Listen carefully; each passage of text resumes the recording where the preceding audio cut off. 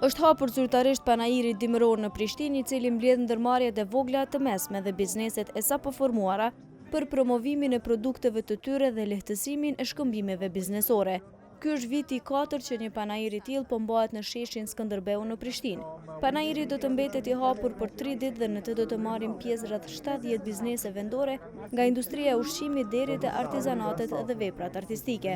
Përfaqësuesi i zyrës së Bashkimit Evropian në Kosovë, Luigi Brusa, u shpreh i kënaqur me organizimin e këtij panairi dhe tha se këso organizime të tilla duhet të bëhen më shumë, pasi që prodhuesve vendor u ofrohet mundësia të prezantojnë dhe të promovojnë produktet që ata i prodhojnë. Ministri i Tregtisë dhe Industrisë Hikmeti Bajrami tha se panairet e këtij lloji janë në të mirë të ndërmarrjeve, pasi që atyre u mundësohet promovimi i prodhimeve të tyre dhe se Ministria e Tregtisë këtë vit ka financuar pjesëmarrjen e 190 ndërmarrjeve në 17 panaire të ndryshme. Të pranishëm në hapjen e këtij panairi ishin prezente edhe disa kryetarë të komunave të Kosovës.